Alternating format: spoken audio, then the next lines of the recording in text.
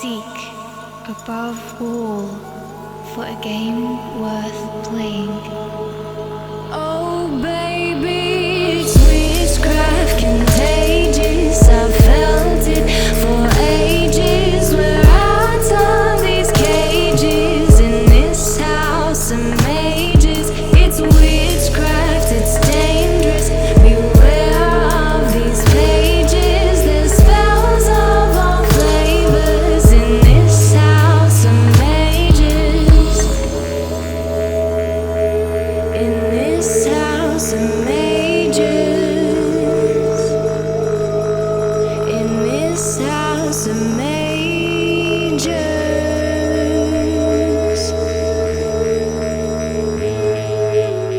Hello and welcome to another episode of Make Yoga Magic Again, the House of Mages podcast. I'm Daniel Cumming. In this episode, I interview Dane Tomas. Now, when I create these little intros for my guests, I've been searching their name online to see if I can find a bio to start with. But Dane's bio seems to shift and change depending on what part of the internet I'm reading about him on, which does seem suitable for a Dragon of the Void. Dane Tomas is probably most famously known for creating the radical modality of self-transformation known as the Spiral, along with the school that teaches its methods and the book that explains the principles of the system, Clear Your Shit. He's also authored 4 other books on everything from sex wizardry to merging business and spirituality, and presented paradigm-shattering events, rituals, and trainings across the world.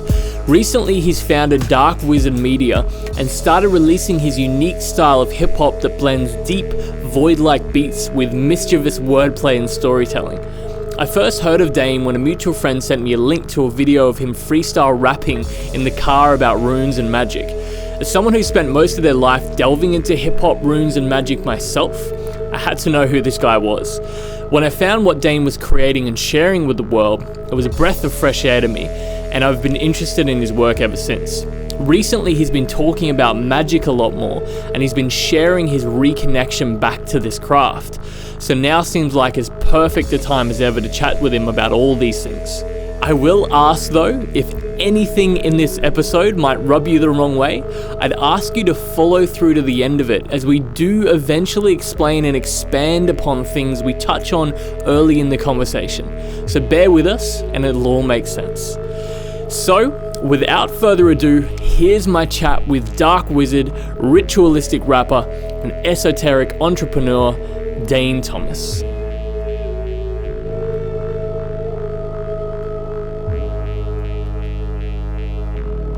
And we are live. So welcome everybody to this episode of the House of Mages podcast. I'm Daniel Cumming, and I've got a very special guest that I've been wanting to chat magic with for quite a while. So I have the dark wizard himself, Dane Tomas, with me today. So Thank you, brother. Hey, bro. Hey, everybody. So I first heard about you when Victoria sent me a message on Facebook, and all it said was, "This is my friend Dane. He's rapping about runes." And it was just like a video of you in your car just kicking freestyles about runes and magic and stuff. And yeah, I was like, because I think like the kind of tantric community I knew from that kind of group, no one really was into like hip hop and no one really like rapped about runes and stuff like that. So yeah, I just started following your stuff after that. Yeah. And then, I read your books, had a look at some of the stuff you were doing, and kind of been, following your journey over the last few years.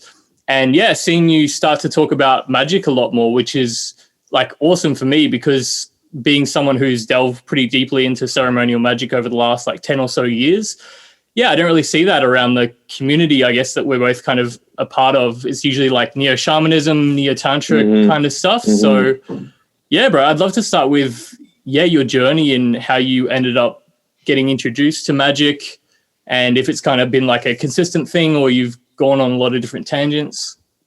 Yeah, nice. So for me, the feeling right now, it's like I've been coming into the reclaiming of this probably only like 3 years or so, 3 or 4 years. But it feels like a reclaiming of something that I was into as a little kid, like I remember making runes when I was, I don't know, preteen, maybe 12 or 13. And, cut them out of wood and stain them with a little drop of blood. And, you know, my mum made me a little velvet bag to keep them in. And like, you know, it wasn't like, so my family wasn't very, nothing was really taboo in my family around, I don't know, magic or things like that. And, you know, I guess there was always that connection to the idea of magic as a sort of primary school kid, and even young, you know, a big obsession with kind of fantasy and mythical fiction. I remember reading like Beowulf when I was a little kid, you know, like I don't know how somehow I got my hold of stuff sometimes that I'm like, how the fuck did that child get that book? You know, how was a 7-year-old reading like Norse sagas or whatever? But it just somehow, you know, I would go to the library a lot and I would just pull out whatever. And as I was obsessed with ghosts and, you know, like a really little kid, I was just obsessed with ghosts and all that kind of stuff. So I feel like the supernatural and the otherworldly was always there. And then, you know, it's like as I grow up, there's kind of an in and out of what I'm exposed to or what I'm wanting to own or be associated with. But I feel like it's always been with me, you know, and I think a lot of people probably feel like that. You know, there's always been some connection to. It's funny because the magic thing as well, I guess another thing that's happened for me is since my teens, I journeyed pretty extensively with a lot of different traditions, modalities, practice. You know, I'm like a professional dabbler, you know, like I guess I'm kind of maybe have a degree of mastery in a couple of things, but I'm much more commonly like, well, I did this for a year, then I did that for a year, then I investigated this, and then I went to the Theosophical Society when I was 19 and got into their stuff. But then I got weirded out by their stuff and I left, and I got more into Buddhism and Eastern philosophy, and you know, there's just been this dabbling and nibbling. And I have a comparative religion background from university, which I didn't know why I was doing that, but I was very drawn to it, and it was awesome. And I kind of got into chaos magic somewhere around the path, maybe in my 20s, like little ebook downloadable things off bulletin boards that you can't, you know, you couldn't just buy it. You get some pirate hookup or whatever. And I've been consuming and nerding out on bits and pieces of magic. It seems like forever, but it definitely hasn't been at the forefront of what I've been doing my whole life for sure. And I think I ended up at Haydn Mystery School in 2018 after doing a lot of work with ISTA, International School of Temple Arts, and I started finding a community that was very into ritual. A lot more ritual was starting to happen in my life with groups, which I'd always done things privately, like sigil magic and little private things I'd always done, and something I would come back to periodically, intention setting, creating rituals or whatever. But when I kind of found that shamanic tantric community, I think one, I managed to get in spaces where there was a lot more ritual going on. So I just started bathing it more and kind of realized, I'm kind of actually have been doing this shit for years, but not with 20 or 30 or 40 people. And then also along that path, I had some real big ego deaths and sort of came back from those with like, well, I don't really give a fuck what people think about me, you know?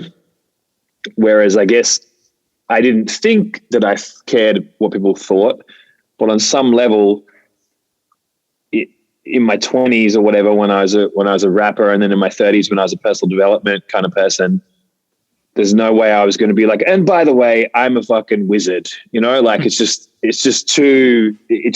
just would have been too far out for what I was capable of holding, and I still cared about some degree of trying to slot in to something. And what's happened in the last few years is not like in a sociopath kind of way. Like I still want to be part of society and I still want people to like me and shit like that. But there's just a less of a fear of like, well, if I own this, people will think I'm a fucking nutcase or whatever. And coinciding with that, it seems that the world is more open to it as well. but it's very hard to tell if that's just that I've just managed to find myself in that part of the bubble, so it looks like that, or actually the world is just reopening to occult and darker seeming things and all that. So, but it's how you sell it as well. Yeah. And I think that's part of it, because it's not really the thing that you're doing, it's how people are perceiving it. And that's why a lot of the practices, if you put it under like neo-shamanism or tantra, it's fine to do these rituals. But then as soon as you put like, I'm going to, because I wanted to get on the subject of it because we're going to talk about it, like a satanic kind of vibe for it. If you were using the pentagram sign as opposed to, something else that people were okay with, it completely changes the perception. And that's why I think it's interesting too, like hearing that you've got a background in sales, because it's like, so do I. And from a young age, I learned that it's all about how things are perceived and how you get things across. Yeah. And you need to do it in a different way for different people. So yeah, I'm really interested to like how, because I agree, because I've been practicing magic for quite a while, but only really in the last like few years has it felt like okay to mention it, like almost like coming out of the magical closet kind of thing. But I've been being able to put it as a yoga teacher, I can put it under yoga, like I can 100%. Just like put it under that umbrella. Because so now we're on the subject. I saw a post that you put on your Dark Wizard Media page today about how you mentioned kind of a lot of New Agers are kind of coming back to Christianity and stuff. And an author of mine mentioned this ages ago as a phenomena that people get really excited about these new concepts and ideas, but then over time they end up going back to it. And maybe it's out of fear. Maybe it's just like the path of least resistance. Like your psyche is so ingrained with these beliefs that we've grown up with that we just default to that. So I'm really interested to hear your point of view on that. Yeah, I think there's two sides to it. So the phenomenon that I've seen is a lot of New Age crew. I'm mostly women, but a lot of that crew, I follow. I'm more aware of what a lot of female leaders and practitioners are doing, because there's, especially in the Instagram world or whatever, there's just a lot more visible. That there's some dudes doing cool stuff, but there's a lot more women that I am aware of in the, witchy healer kind of spaces. Obviously that's been quite a feminine place. And yeah, I've noticed a few, none of my real close friends, but quite a few more acquaintances that they haven't gone like born again Christian, which is kind of how I wrote it on the thing, it's more like the Christ consciousness. So like the spiritualist Christian kind of path, like the Christ consciousness or the Sophia or that kind of stuff. And, firstly, I just want to say, like, I'm not, before I say anything slightly mean or humorous, I'm not shitting on anyone's path. I feel that we find what we need to find when we need to find it. But I do notice often with that particular path, which I do understand the appeal of, there can come also a wave of righteousness, and there can be this divorcing of, and by the way, I don't do any of that weird magical stuff anymore, and astrology, forget that. Now I'm like a good Christian girl again. But it's not Christian like goes to church. It's more like Christ consciousness. And if you look at where Christianity showed up in the development of cultures and stuff over time, it's the epitome of like a viral system. It comes in and it's a very sophisticated conglomeration of previous practices and beliefs that actually hits in some ways a new level of sophistication in terms of its ability to absorb other things. So, like we have the kind of Roman-backed Christian thing when that really unrolls through like, post-Jesus era. Okay, this guy now becomes the figurehead for good versus evil, and this other character becomes the symbol of evil. This is going to be the devil, which, your practices look a lot like the devil. You should stop those because that's our bad guy. But, it has a mastery of reworking narratives, which absorbed a lot of narratives from a lot of places. But it also comes with an irresistible level of certainty for some people, which is there's one true God, 10 rules, one God. very clear. And this is the same thing we see. It's very simple and very black and white, which is the same as when we see to kind of these return to these kind of, what do you call them? What's the name for those kind of leaders that are like populist leaders, you know, like the Donald Trumps or the Tony Abbotts or whatever.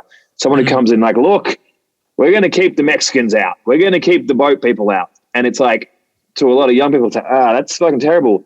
But to a lot of more like middle Australia or middle America or working class America or whatever, who are maybe in economic insecurity, whatever, it's like finally someone who just made it safe and made the problem real simple, you know?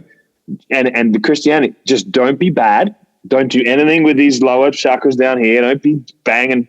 Don't be having sex. Don't put things up your ass. Don't be gay. Don't fucking steal. And give yourself to Jesus, and it's all good. It all will be. And it's like, fuck, that's very simple. Yeah. Or if you happen to stick something up your ass, you can come and give us some money and confess, and then it's all good again. So that's definitely the Catholic model, but the Christ consciousness model doesn't really do the guilt thing. I've known, you know, and also the new school, because I went to church last year. I went to one of those churches at Gold Coast that really kind of you know, Aussie evangelical style, and like I wanted to see what the deal was, you know, and what I didn't have this yet, but you know, what I could see that works is the state activation is quite beautiful. You know, like we're accessing love, we're accessing surrender, we're accessing some beautiful peak spiritual states like love, surrender, faith. You know, these are getting activated, and also the deal. You know, they always talk about deals with the devil, but there's a lot of Christianity is kind of a deal with the devil in its, or it's a deal with Jesus or whatever. And the deal has become simplified over time. So the deal used to be, which I almost trust the old school more, because it's like, you know, it's not easy. You've got to be, you know, you look at those kind of classic, what's that movie, The Witch? Have you seen The Witch?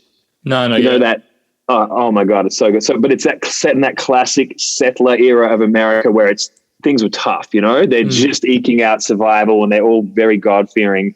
And the slightest little thing, and it's like, witch, you know, like you just step outside the line slightly, and it's like, witch.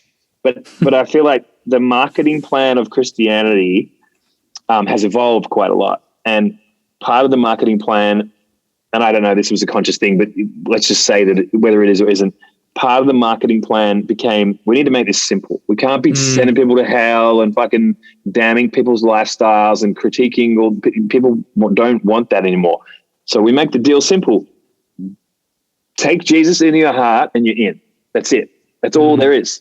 There's not like follow all these complicated rules and don't fuck this up. It's like, look, just give your heart to this entity, to this construct, and you'll be saved. That's the new school. That's my grasp of the new school of Christianity, the kind of Hillsongy kind of and the evangelical. And then the kind of Christ consciousness crew, I haven't really gone deep into it, but it just feels like the same kind of flavor, you know? It's just a bit more spiritual. And it's kind of like just taking this energy of this being into you. It does elevate. Like I work a lot with Hawkins scale of consciousness when I built Spiral and all that stuff. And I would say that like the Christ consciousness sort of flavor sits at about 600 on the scale. So it's quite a high, beautiful frequency. But the only part I disagree with is there still can be this little bit of dogma that comes with it. And that dogma very much leads to a negating of everything else. So whatever it's not this thing where like whatever works for you works. It's like, well, unfortunately they're still doing the ayahuasca, but maybe they'll come to Christ eventually. You know, it's like there still is it's judgment light. It's not fire and brimstone judgment, but it's still like this judgment piece. And there's a self-judgment of like, yeah, the things that I used to do, I don't do those anymore.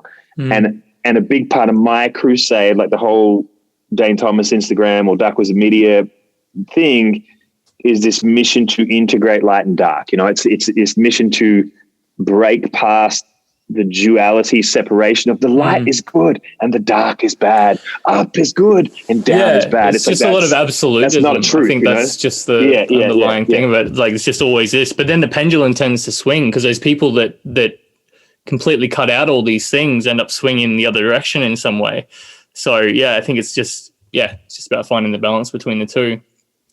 And I think, because you said, like, I think there's a lot of positives to Christianity and religion and all this stuff, but I think it's just the packaging that it comes in, like the product, what you're getting, once you open it, you're like, oh, you're filled with all this like amazing stuff. But like the packaging's so outdated that it's really detrimental for like really the world. Like you've even said, it has had that viral kind of effect, but they packaged it up so well and sold it so well. Like I saw a quote ages ago in a book, and it said like the devil is the best salesman that Christianity ever had, because like, you can say, oh, you've got this and this and this, but then the devil, and then sign them up. Yeah.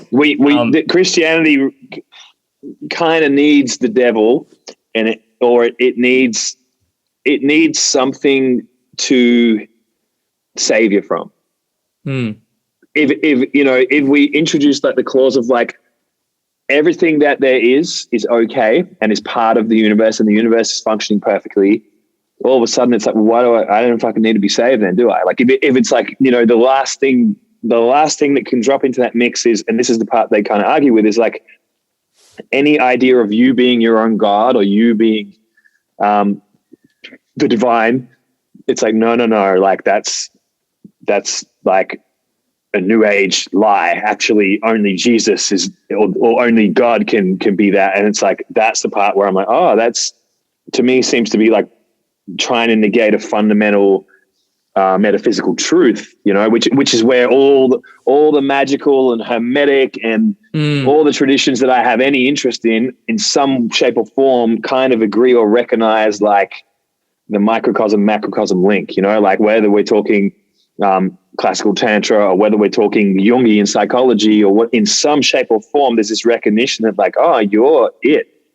Like it's you and you, and whether it's hermetic magic and it's like, okay, the small is the large, or whether it's the, the tree of life, and it's like, that's your body, but that's the structure of the cosmos. Like there's this deep truth that is empowering.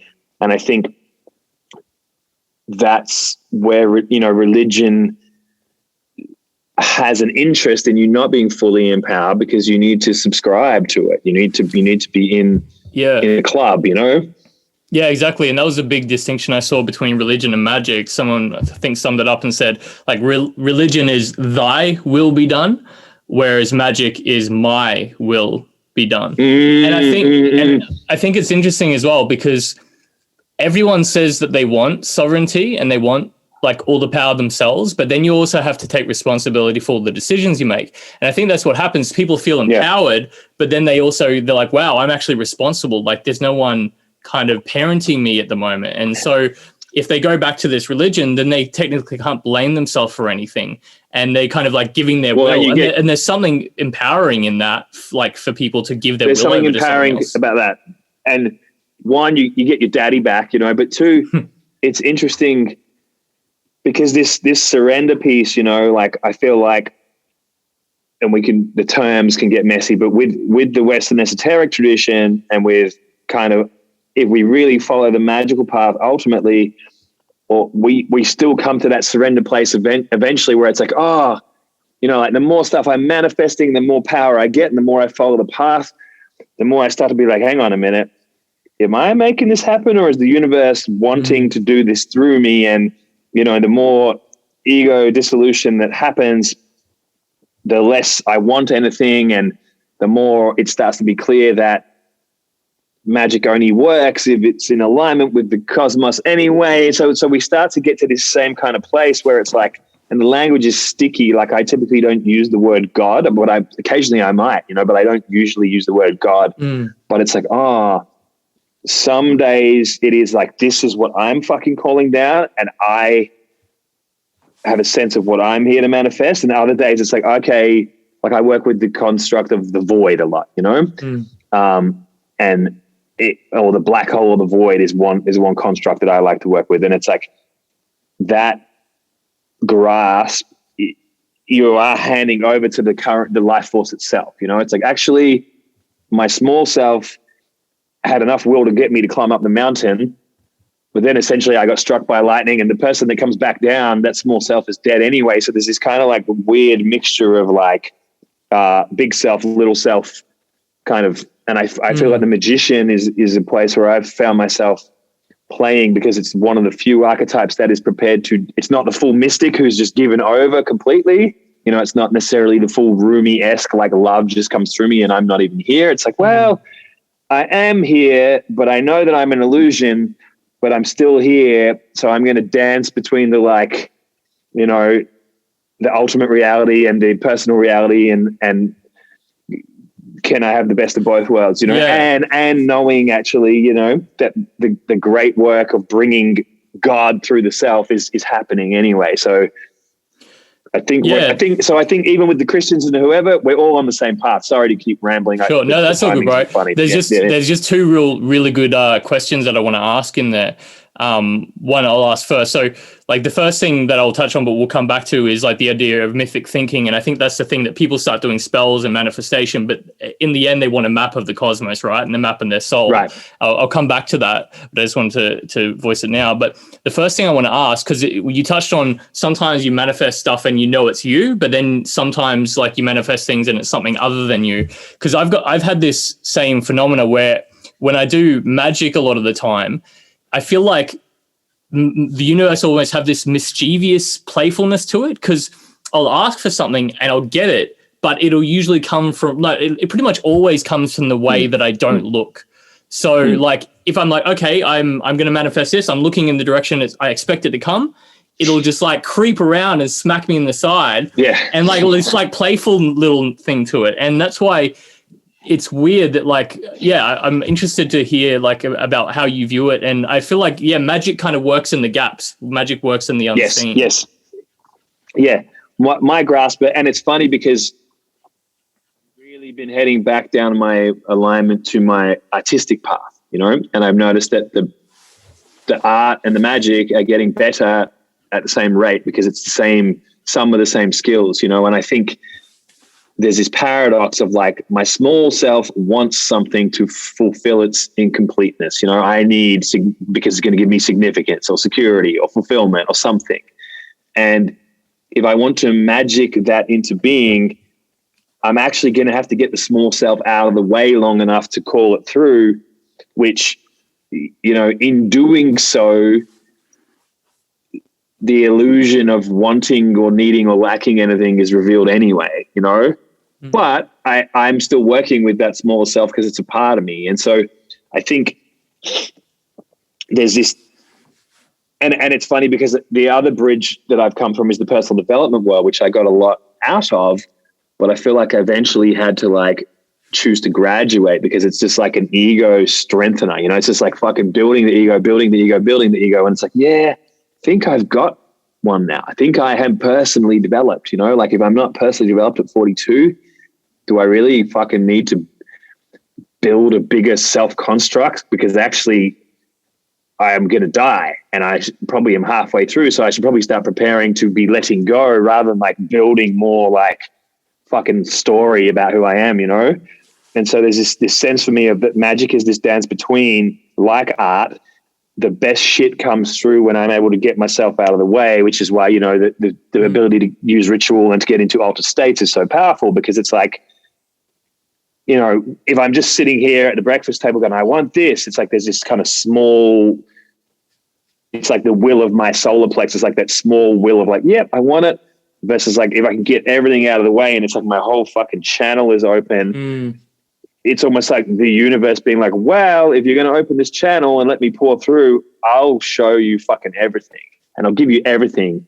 And I think if we have been cultivating a good connection between the conscious and the unconscious, or between the small self and the big self, then the receiving of that everything is going to be in alignment with who we are. You know, it's like I less and less have to ask, is this what the real me wants, or is this just some egoic piece here? Because every desire that I've followed to its full conclusion has taken me to a much deeper part that is like, this is what you are here to do. Maybe not like how you thought when you were 25. Maybe that was a bit of a childish interpretation, but you were on the right, you still had a sniff of a deep impulse that was a part of like your soul speaking to you or whatever, you know, like you still, the fact that you wanted it was a clue that it is actually part of who you really are. So I think there's that dance between the part of me that doesn't know and then the part of me that is infinite, that is almost sometimes pushing. And it's almost sometimes like I'll do a ritual or something to call in my, you know, God self or whatever. And I'm like, fuck, you're the one who wanted this to happen. Was it really the small self calling in the big self, or was the big self like, yep, I just need to get him to the mountain at midnight and then we'll be able to fucking come through, you know, like, and it's like the small self's like, I'm going to do this so I get all this cool shit. And the big self's like, I have been lining this up for quite a while. Like, you know, and you have it, that ayahuasca journey or that ritual or that connection or, you know, all that meditation, the one that actually fucking connects you to everything. And it's like, whoa, this is the real thing. You know, this is oneness coming through, or this is bliss vibrating through, or whatever it is. Like those ones feel to me orchestrated by the universe more so than orchestrated by my personal self and my calendar being like, well, I should do another journey because it's time, because it's been 6 months or whatever. It's like, you know, you get in the room and you're like, fuck, I've been brought here, you know? So, which has that kind of sense of like flipping who's in charge anyway, you know? Yeah, it's an interesting dance. And like, it's kind of like affected me a lot, because at the start when I was doing Magick, I was like, well, if it doesn't go the way I planned it, this is my fault, because I should be the magician and everything should be going according to my will, right? Like my will is everything.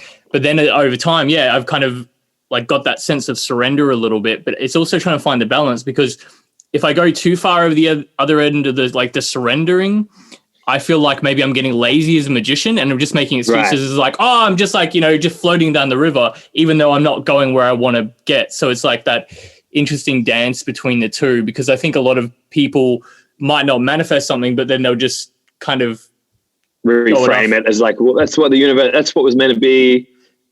Yeah. So it's like, well, what are you actually doing then? Are you actually doing magic? Mm-hmm. And yeah, because I think it's because we were going to talk about as well your journey with Lucifer and stuff and what you're doing. We'll get back to that. But yeah, I think it's really important because what you touched on, creating art as well. And I think that's the idea, like the mix between the mystic and the magician, because like the mystic is kind of like downloading all the information and, you know, and exploring the cosmos. But then the magician is actually creating something new in the cosmos. So creating something out of that, like taking their subjective synthesis of what they view the world as and painting it. And as time goes on, and I'm interested to hear your point of view of this, and that's kind of like what I see the cosmos at currently, right? So we're like, there's a void, there's this like infinite nothingness, but everything. And then all our consciousnesses are just convincing each other this is what the world is. And there's probably some kind of mathematical laws governing it, which I have no idea about. The more I try to look at it, the more it kind of disappears out of my grasp. But I think the flame of consciousness is like the one thing that seems to be across the board. And like, it's interesting to see the Lucifer archetype, or that like the Prometheus kind of archetype, the bringer of fire. It's interesting in the Christian tradition, it's seen as a bad guy, but like in the Greek tradition, like it's the savior of humanity. Prometheus steals the fire from the gods, like gives knowledge, and even Odin, right? So Odin in Norse mythology is kind of like the prince of isolate intelligence, the prince of darkness archetype, Lucifer kind of archetype, and brings like the runes and knowledge to humans and just says, here's the code to the matrix, go and figure out how to make some cool shit. But yeah, in Christianity, it's like, no, the knowledge is bad.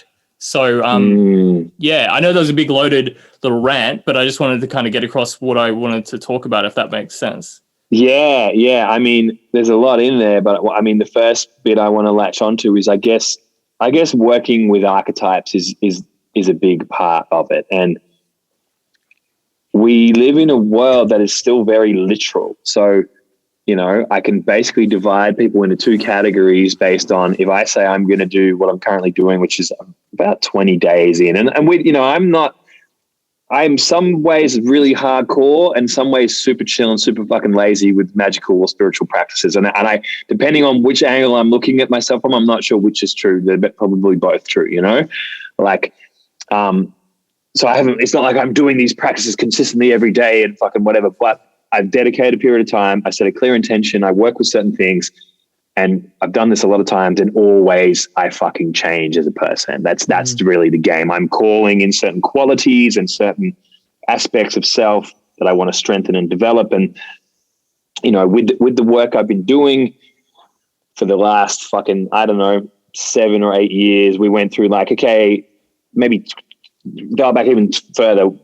The kind of tantric journey really was okay, I need to develop my masculine. I'm a 30-year-old man. I'm going to do my David Data stuff. I'm connecting my purpose. I'm on mission. I'm cultivating presence. I'm fucking kickboxing. I'm meditating. I'm getting my will into the world. Masculine, And if I'm more masculine, I'm going to get hotter chicks, and I'm going to feel like I'm more empowered, blah, blah, blah. Do a bunch of that. I definitely fucking changed, right? I changed as a person.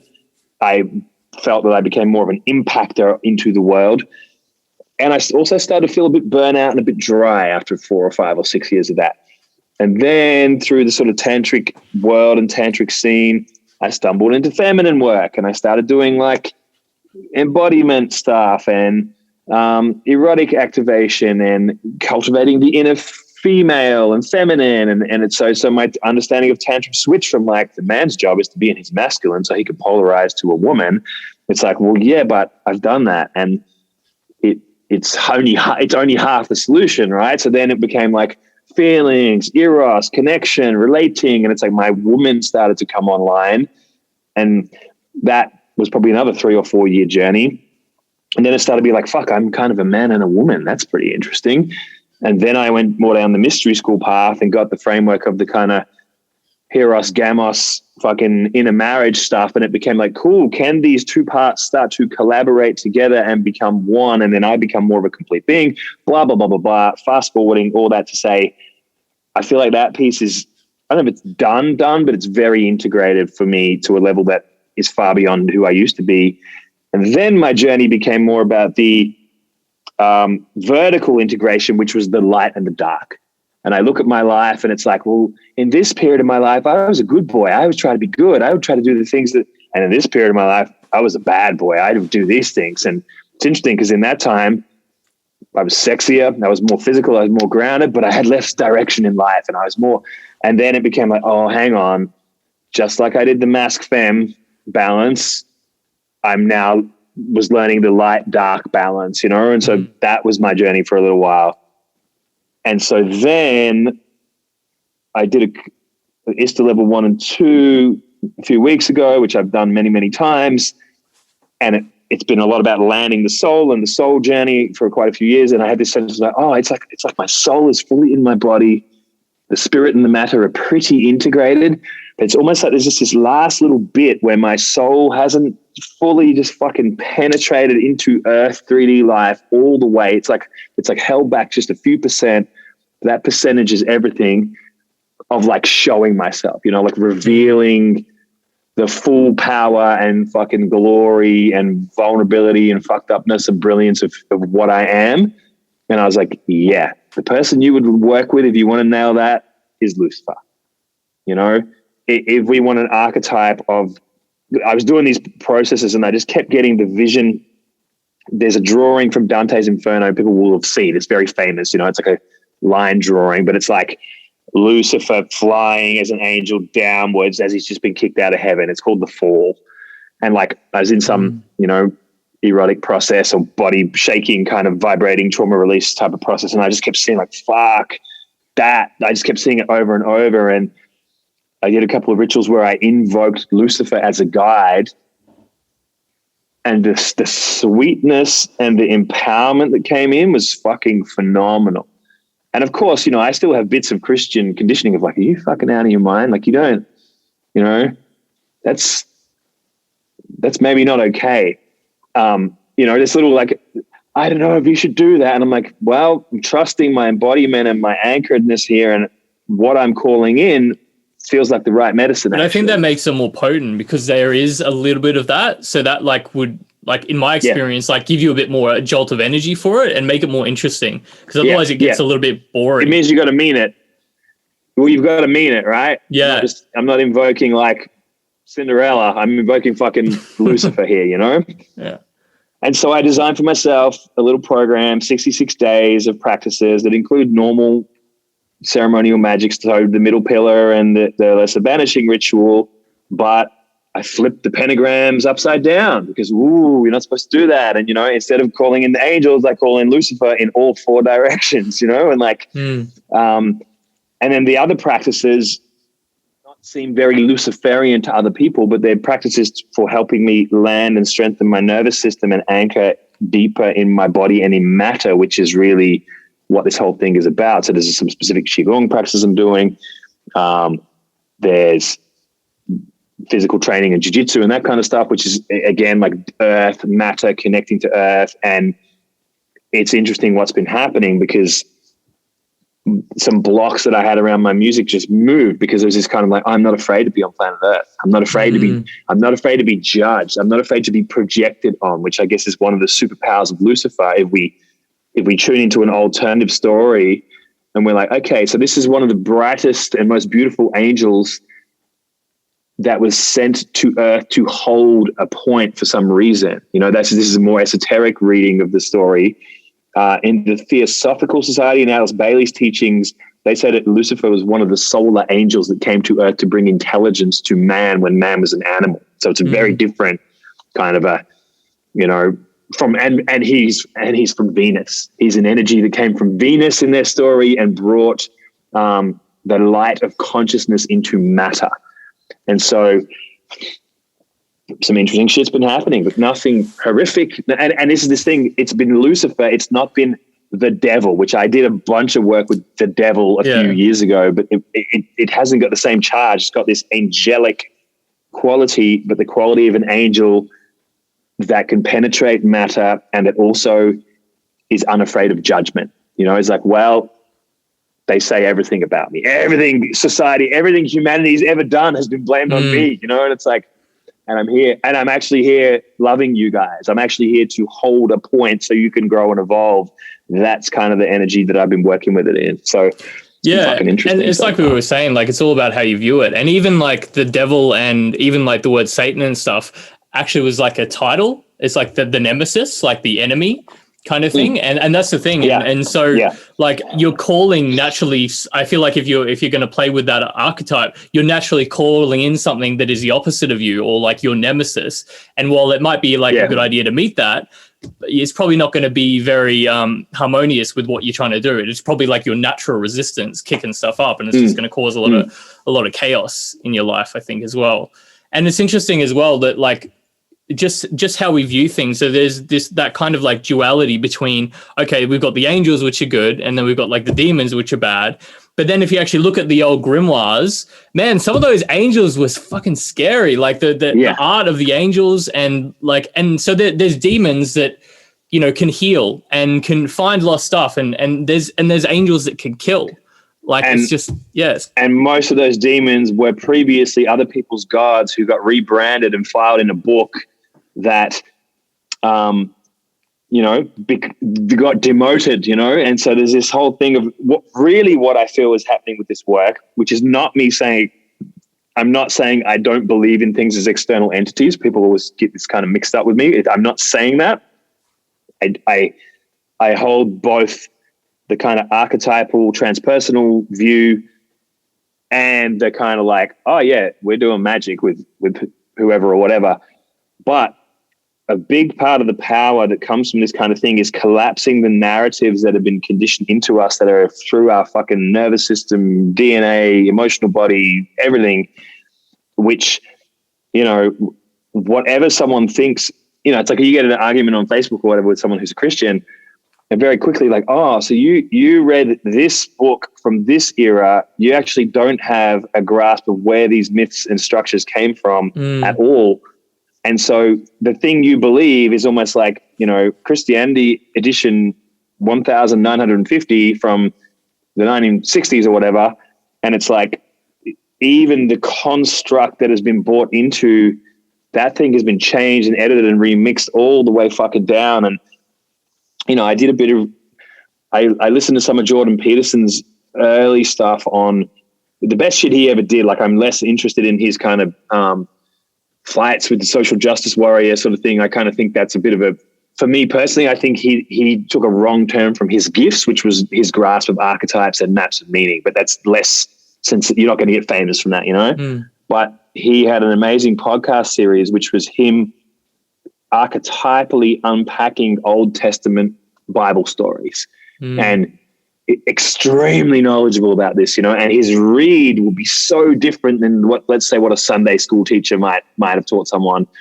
And it's like, you know, they do the story of Abraham or whatever, and he just goes into like the meaning of the construct of sacrifice for humans, like how our life changed when we figured out the idea of sacrifice, the idea of like, I give up something to gods or the universe or whatever, and I get something back, and how, you know, once upon a time that was an animal or maybe even a member of our tribe, but then eventually it becomes like a symbolic sacrifice, you know. And it's like, you realize how fucking ancient these stories that have been all smushed together in the Bible are, that, you know, they weren't written by Christian people. Like, there's Mesopotamian and Babylonian and fucking who knows what in there that is like, the way it's being read now is very likely not what those stories meant. And so there's this whole hodgepodge of stuff that people, they don't like it if you unpack the reality that these stories aren't yours, you know, and they don't really mean what you think they mean. And that's the thing. I think no one really looks behind the curtain, or really, and like most people don't want to look behind the curtain or kind of research it, because it all comes up like it's pretty evident. Like even like in the Goths, right? Like the Germanic tribes, when they were trying to convert them to Catholicism, Christianity and stuff like that, they needed to bring in all these pagan elements. Like the cross is a pagan thing. So like I was reading that when they were trying to convert them, they're like, well, we got these cool Thor's hammers. Like, and you know, so like, what are you going to give us if we convert to Christianity? And like, well, we need a gang chain. Like, so totally, what are you going to give us? If we're going to rock your gang, we need a chain. And they're like, all right, we'll come back. And they're like, all right, well, you know, our gods slay dragons. Like Sigurd slayed a dragon. What do your saints do? Like, oh, well, we'll come back. Like, we got one. You know, so it's like, and it's changing, and especially, and that's fine. Like things evolve and change, but the thing is, it's hypocritical because they're saying it's like the word of God or something that is like immortal and timeless and eternal, but yet it's constantly changed. And it's marketing, you know, and the marketing has evolved every century, every decade, every whatever, and there's nothing wrong with that. But I think this construct of the magician, or this idea of the magician that you and I and many others are interested in, is more someone who can play with narratives than someone who would let themselves get trapped inside of a narrative. And so for me, it's like, cool, Christianity is a rich tapestry of ideas and stories and structures and beliefs. Any independent human being should be very careful which beliefs they choose to adopt, and may need to make alterations to those beliefs if your life isn't working out the way that you want, you know. And I think that's a nice piece that, as I've come back to Magick as my primary operating system, which is what I think of it as, really, I came back after a decade plus of, and even being a leader in the personal development and belief change and transformation realm. So all that has come across with me, and it's like, well, we don't just take on beliefs unquestioning. Every belief is a piece of programming. I'm going to make sure that fits this organism and my life trajectory and who I believe that I am and the cosmology that I hold and all that. And it's like, I'm not just going to take on bad code because I spent 20 years deprogramming that kind of stuff. And I think that's a really good prerequisite for anyone wanting to do magic. Like if they haven't done cleanup work, it's going to be difficult because you're going to hit all your limits. But two, whatever spiritual systems, especially new ones, you're taking on, not coming in with the belief that like everything, you know, like you go to Vipassana and it's an amazing place to develop your meditation. But like in the first day alone, Goenka lays down a shitload of limiting beliefs, you know? And I'm like, whoa. It's like, you may never become enlightened, even if you meditate. It's like, delete. Much better, Goenka, will be, you are already enlightened and doing this practice will help you realize that. It's like, thank you for the blessing versus like, you know, this is not going to work. It's like, that's not the suggestion I want to hear at the beginning of my 10-day journey, you know? Yeah. But it's Yeah, I just want to You go. there's like I've just got a list of questions here, and I definitely want to make sure I get through them. And there's one particular one that I really want to talk about. We were kind of touching on earlier, like the idea of like you were talking about your idea of the soul and the cosmos, and I think that's the main thing, right? So like we've got, I guess, chaos magic, or like chaos magic for anyone who doesn't know, it's like basically like a breaking down magic to what works. Like we were talking about earlier, like manifestation. But then what's kind of missing in that idea or paradigm is like a mythic worldview, or like an idea of the soul, or something that like, yeah, you can think about and believe in after, like post death, right?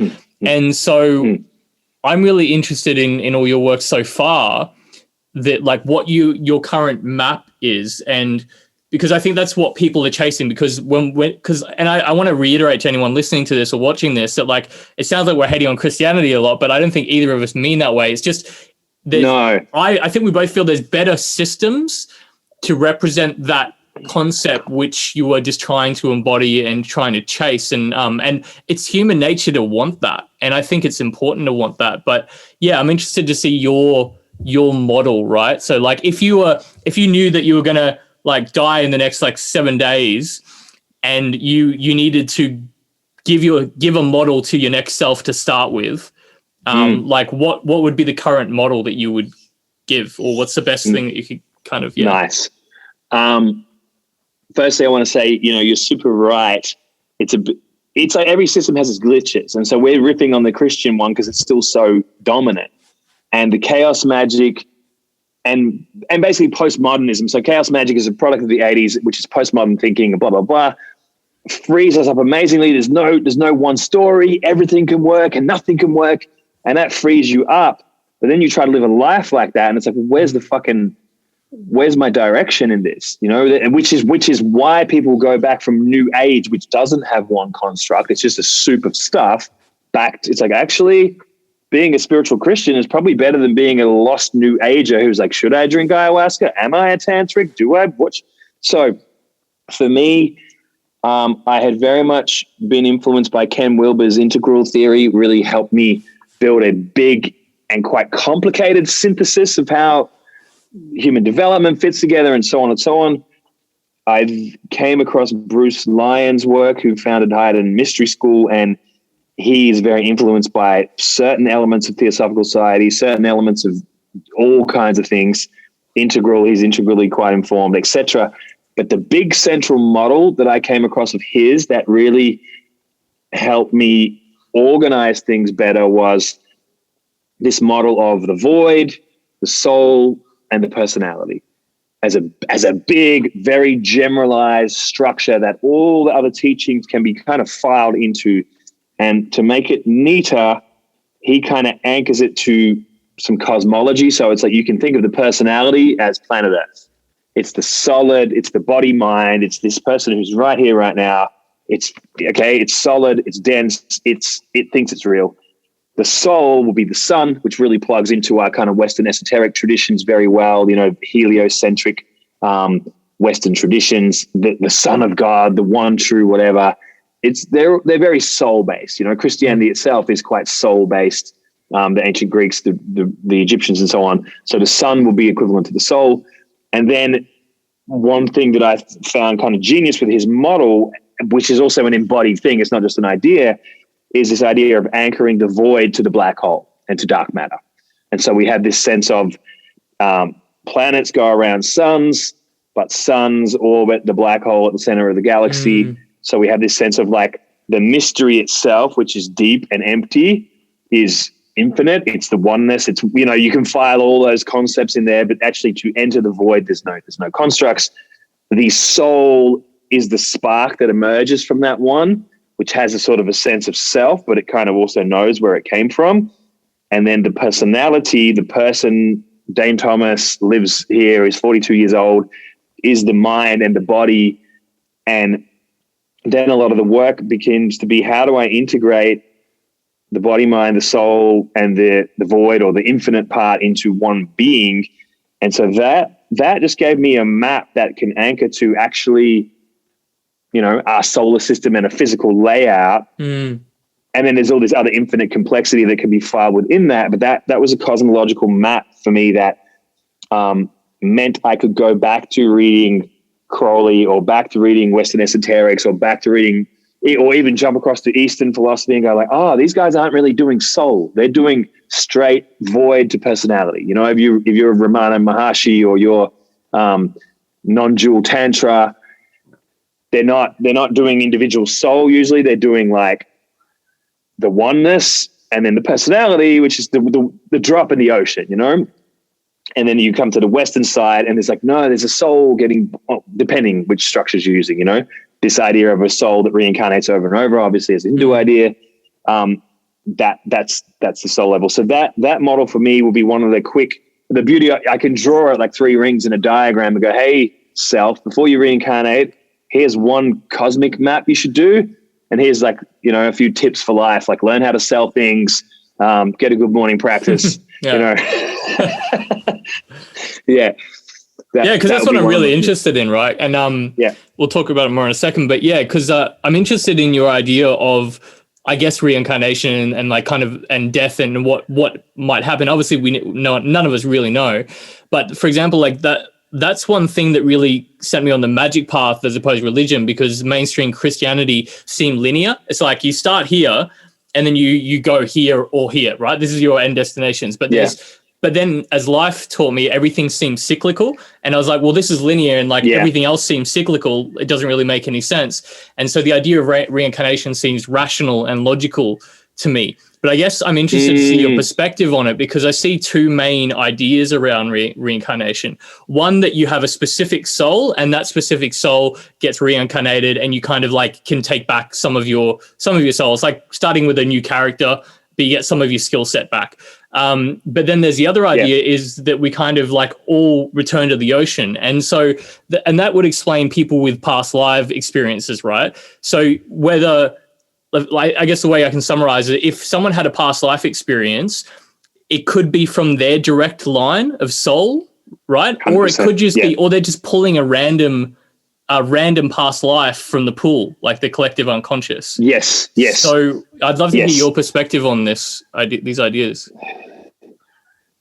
Yeah, I've thought about this and debated with this and had some experiences that give different impressions of this. And I have thought both of those 2 things, you know, like you often hear New Agers being like, well, I was Joan of Arc in a past life. And it's like, look, just because you had a glimpse of that doesn't mean you were that. It may mean you had a glimpse of the connection to that experience because that's somehow relevant to you and that's coming through. But it seems to me a little bit funny how we only have these flashbacks to like, you know, I was this famous person or I was this, and it's like, oh, why am I not getting flashback of 400 lives where I was a peasant, you know? Because statistically there would have to have been a lot of those, you know, there would have to be fucking shitloads of like, oh, that's another life. I lived to the age of 38. I was a farmer and then I died, you know, like that would fast forward. Next one. Yeah. I have had more and more embodied experiences of being a soul since I started working with those traditions, which is kind of the same for everything. You know, you take on a construct, you take it in your body, you start to live it. It's like, you know, I started working with chakras, then I started having chakras. I was like, fuck, that's, you know, and it's like, did I uncover them or did I install them? You know, that's a big question that I can't presume to fully have the answer to. But what I do know is I've had some interesting dialogues where I did an experiment 2019 where I started microdosing and going to Bikram yoga like every fucking day, you know, or I'd microdose every couple of days, but I go to Bikram every day. And that I wanted to pair these 2 practices to see if I could speed up my yogic experience in that environment. And one day I had slightly more than a microdose. I wasn't like tripping hard, but I was aware of, you know, that I was kind of psychedelically activated, and I had kind of but I wasn't tripping. I was just really hyper aware. I was in kind of camel and I had this really tight grief thing. And I kind of was like, fuck, that's intense. So I kind of closed up and lay down, and then just a kind of thing just came through. And it was like, my experience was like, it was my soul talking to me. And it was kind of like, hey, you're 41 now. it's taken us till now to get kind of merged enough that I can operate through you and with you. So it's kind of like, now you've actually downloaded fully, and I'm laying there like, what the fuck, and it's like this kind of sense of, it was really hard for me to get us into this dimension. I had to like really choose my timing, and it's almost like this vision of like being above the planet and seeing the planet in like fast forward and the clouds moving in time lapse, and like I needed to get you here, and the only portal into here was to get you born in 1978, north of England, to Pat and Ted. Sorry if that was a shitty landing for you. I had to take what I could get, and all the things that you've lived, I needed you to live to get to here. And now we're basically ready to start life. It was kind of like you're basically ready to start. You've had your apprenticeship. You've downloaded enough of you for us to actually live for real. I was driving home like, what the fuck, man? But I got this real sense of like, oh, that was my soul. And it was like, it was a very clear sense of something that is older and wiser than my day-to-day body-mind construct, but that I have had a much stronger connection to since around then, where it's like, it's kind of here all the time, but I can still lapse into habitual behaviors. And, if I scroll Instagram for 2 hours, I will have slightly less connection to that. And if I do the middle pillar for hours and Qigong and my fucking void meditations and shit, I am that, Yeah. It was a very clear sense of, this is a being that is on a mission of sorts and is lived and has done this a bunch of times, and what I can say is in the mystery school traditions that I've been a part of, there is a map that eventually we progress towards soul death. We incarnate multiple times, and the fourth initiation in that structure is the soul itself starts to hand itself back to the void or back to the ocean, which starts to kind of burn through, and its ultimate is to kind of also die and merge with the infinite. So in the same way that the body mind gives itself to the soul and the person becomes a soul initiate, so you're living as a soul full time, eventually the soul, after how many reps or how much whatever, is like, okay, I fucking surrender to the big one, and then that is able to come through fully. And so it's like a person with enough of a hole in it that the soul can come in, and then a soul with enough of a hole in it that the void can come through that, and the mystery itself, or God, or whatever you want to call it, can operate through that. So that's how I think of it currently. Yeah, that's really interesting. Like, because a lot of the traditions that I kind of have evolved through, the magical traditions, a lot of it is about like reinforcing your soul, right? So imagine like if you're, kind of like you're an ocean of consciousness, you evaporate up into the clouds, and then when you drop as a rain droplet, that's like your life, and then suddenly you're back in. But it's trying to like, I guess, reinforce, like armor up your drop so you can take more of you to the next life, and trying to like immortalize your consciousness a little bit. But I imagine as well that like humans you'd get bored eventually. If you've had like hundreds of thousands of lifetimes, I guess you would want a complete fresh start in some way or another. So I've never heard of that like soul burn concept before, but it makes sense. Like, a big part of me, like my ego side of me, is like, nah, never gonna let that happen. Yeah.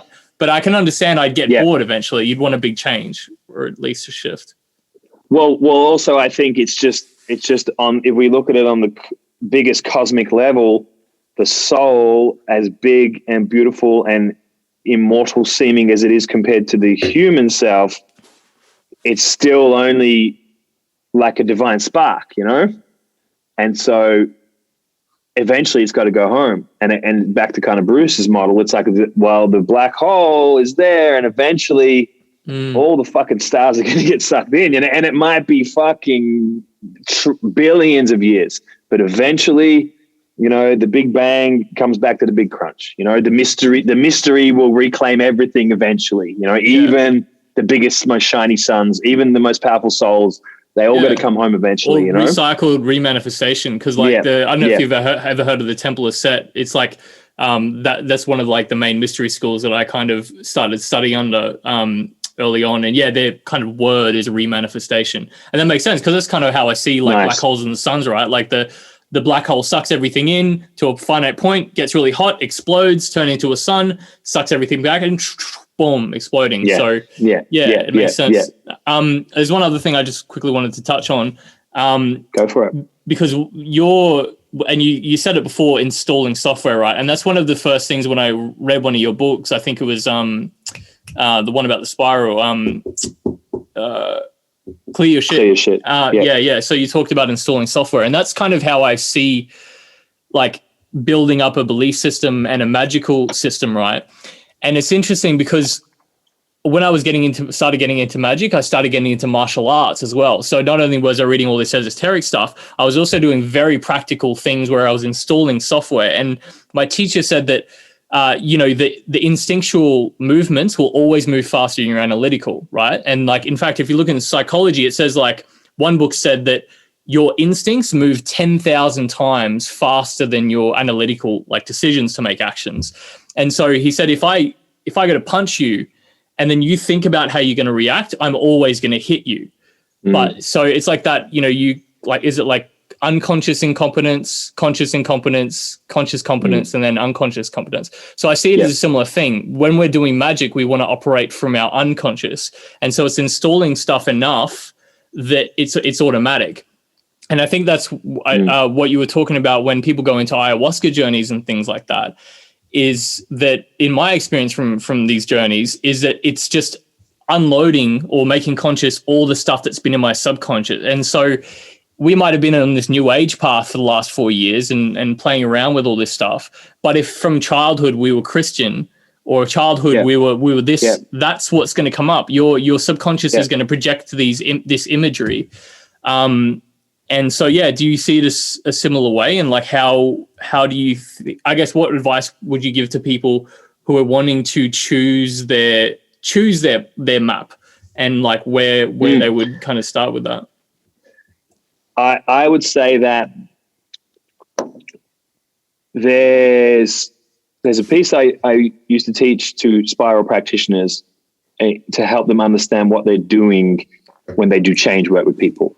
And it's like, basically we can categorize, like I'm a person, I want to achieve X result, and I hit a roadblock. I need to work out one of two things to be able to quickly move past that. Is what I need a constraint removal, or is what I need skill development? And so I'll kind of go into that a little bit because it's probably not common language, but like, so maybe I need to install some new stuff, some skills. Maybe I need to do some more reps of skills I already have, or I need to acquire an understanding I don't have. Or maybe I need to deprogram or remove some habits or some beliefs that I have. And those two things are two different things.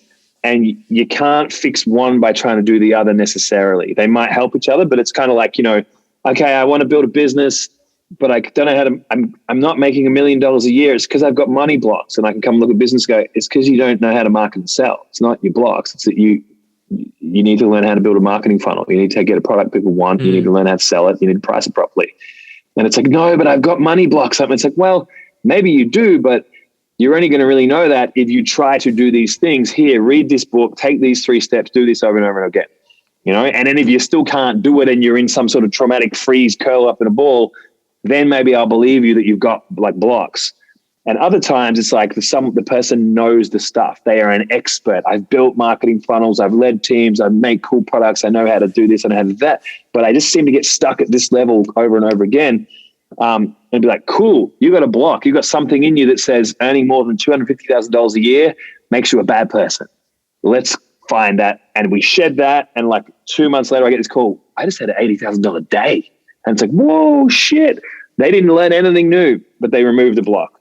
So I would say that let's bring that to the kind of I'm educating myself about different traditions and practices and whatever.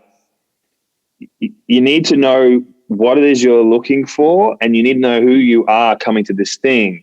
And so I know this is long-winded, but I'm just going to riff it out. It's good. That's cool, yeah? I mean, it's a pretty complex question. Like I started studying Buddhism when I was 19, and probably wasn't until I was about 22 that I was reading some random book, and it was really about how karma works and how the structure of, it was kind of similar to what we were asking about the soul. It was like how a person basically, when they die, they're a collection of aggregated stuff, and as that stuff kind of burns away, it's kind of like a bundle of stuff, and as the bundle of stuff peels apart, there's nothing in the middle ultimately.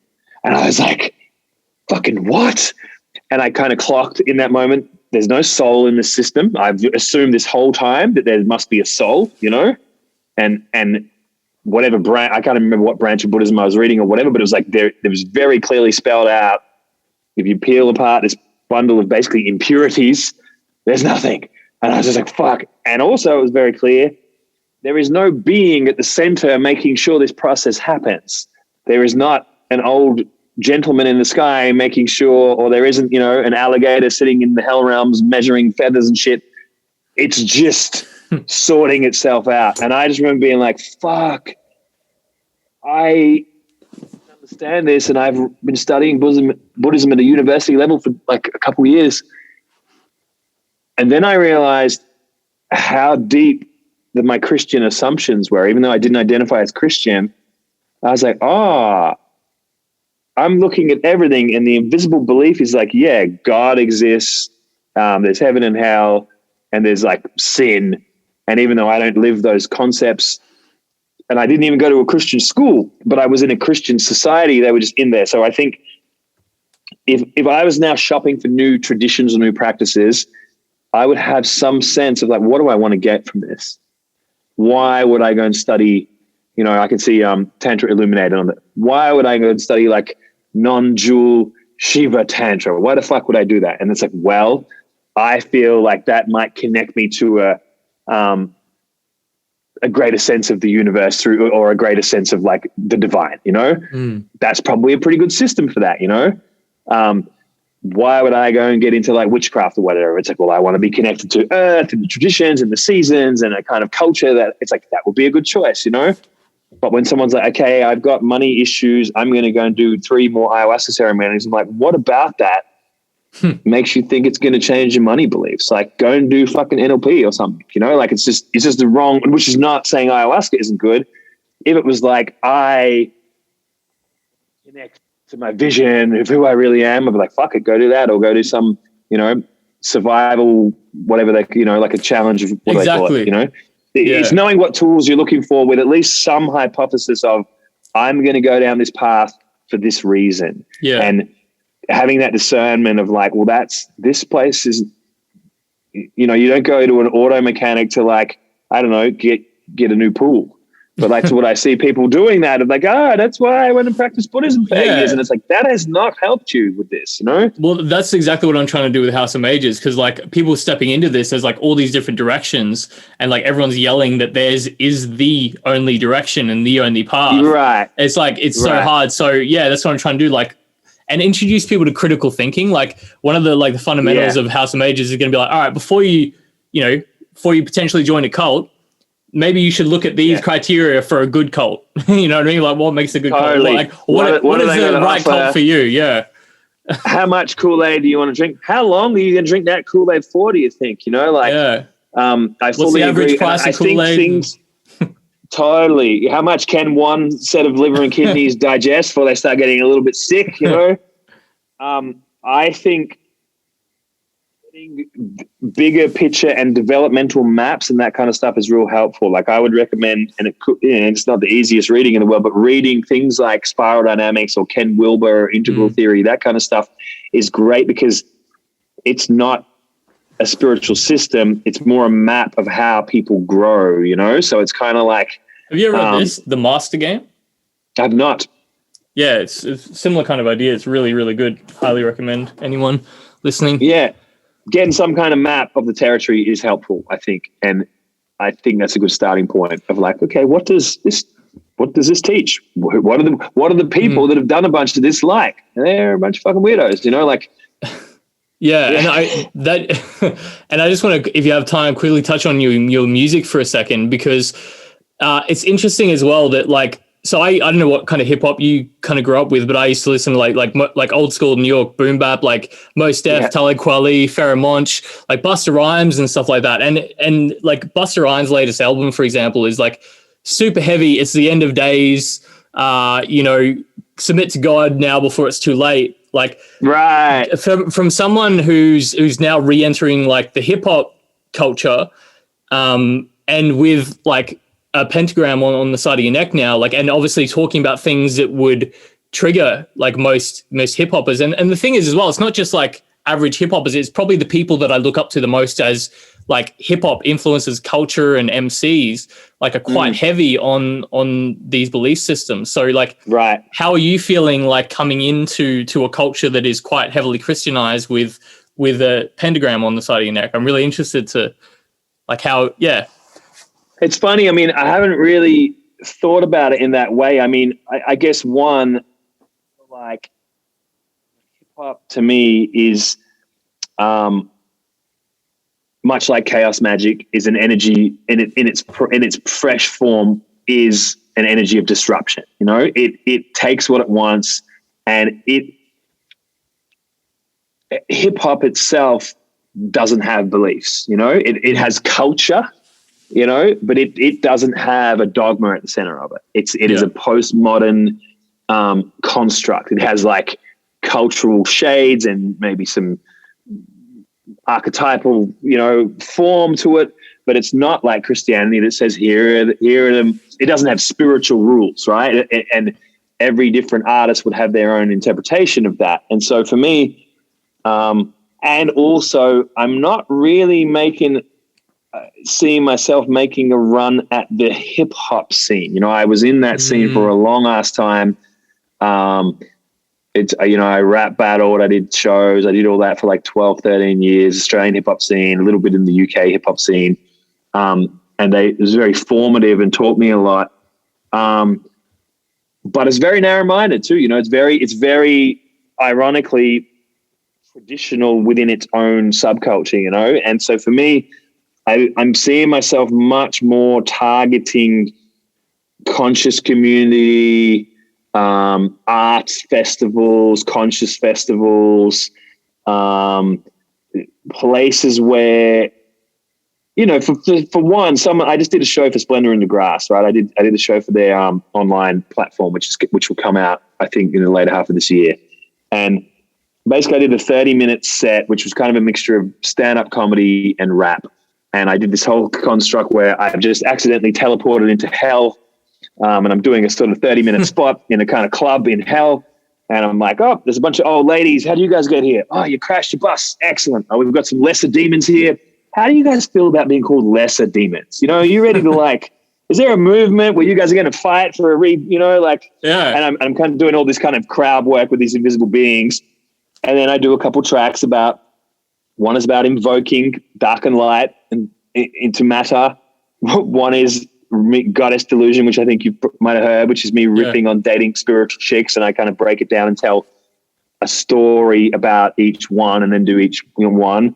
One's called Potions, and it's about wizards steal drugs. That's how they make money, and so there's this, I'm wanting to get myself in front of people who this subject matter will make some sense to, and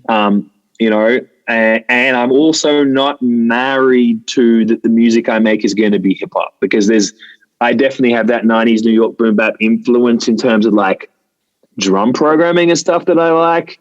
But musically within hip hop, I listen to a lot of like trap and kind of emo rap and shit. And I listen to heaps of like beautiful, moody music with fucking cellos. And, I listen to a lot of stuff, but there's like 25 plus years of rap in me. So that's probably going to always have an impact. But also, like, I'm kind of a weirdo. So even when I was a rapper, I would make fucking weird shit. So I think what's coming through, the first album is shaping up, and it's probably going to be called Dark Wizard. Predictable, but really and have this occult flavor. But I don't know if that's what I'm going to keep doing. I think even doing this has taught me, like, my production skills have developed, my appetite for different sounds has developed, what I want to make. I've only done a few live shows with this new stuff.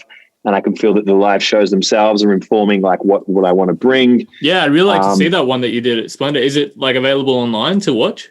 It will be up on their platform, and then they're going to give me the raw, so I'll be able to package that up. And I shared a little reel on Instagram of the sound check that I did, and it's even that gives a vibe of what it looks like and how it feels. And I'm going to drip feed more of that stuff. And but I think like spoken word and comedy are going to be part of it, and also ritual. So I have ideas like, I want to do a gig and fucking rent a church and do like a remix of Crowley's Gnostic Mass, but I'll do the kind of tantric Gnostic Mass or whatever. Like I got some kooky ideas that trying to take them to the hip hop scene it's not going to be good for anyone. Yeah. And there are also amazing kind of conscious hip hop niches around, and people like I don't know if you know Illuminati Congo. He's fucking rad. He's a Chicago dude who raps all this crazy non-jewel shit. He's like a breathwork guy, but he's a kind of full Rasta vibe meets sweet non-jewelist, and he's super kooky, big following, really cool. There's a lot of there, and there's quite a few witchy rap chicks out there, like New Yorkie. There's a kind of black witchy kind of scene. There's some interesting side. I mean, hip hop is so big now, right? And also conscious culture is so big that I feel like there's a million micro niches popping out. So I'm really in the early days of exploring who wants me, where will people love what I have to offer, Yeah, sweet. I'm looking forward to it, bro. And that's what I really liked about your stuff that I've seen so far is like you're like happy to parody and like take the piss out of stuff. And I think a lot of the spiritual communities just don't do that. And yeah, and I feel as time goes on, like for this podcast, I've interviewed people who have been in like the magical scene or spiritual scene for like 50 years plus. And they're the first ones to be like, I actually have no idea what the fucking cosmos is. Like they're like, oh, it's kind of like this, and they're like willing to joke around. But the people that have been in it a few years, they're 100% sure what life is and the cosmos is, and they're super serious about it. So cool, brother. Well, yeah, thank you so much for chatting with me. Gone a little bit over time, but I appreciate it. And very welcome. Yeah, I guess to summarize, bro. If you've got like one, like so all magicians, right? Like when they leave a word. So like Crowley's was Thelema, and like Michael Aquino from Temple of Set was remanifestation. If you could have like a word to leave people with, I know it's like a big thing to drop on you last minute, but if you could like summarize your entire existence, your entire philosophy into like one sentence or a couple of words, like would you have anything that comes to mind at the moment? Yeah, it's about embracing all of it. That's the nutshell of what my grasp of what I'm about and all the things that have influenced me. It's about embracing all of it. It's like a dear friend of mine sent me a little gift of a bunch of Magick gifts from when she moved from London, and then she put this little note with a pentagram and just this handwritten thing that just said, "This life wants all of you." And it's been sat on my altar ever since, and I'm like, I think that's my fucking message. It's like, sure, you're spiritual, but don't you also like, I don't know, want to eat like KFC in the bath? Like, like what you couldn't, and not that you have to, but I love people that could if they wanted to, that's that freedom. So it's about the integration of opposites, and it's about, embracing all of it. Yeah. Which is why do a ritual? Why not just write a goal on my whiteboard and go, cool, I'm going to achieve that.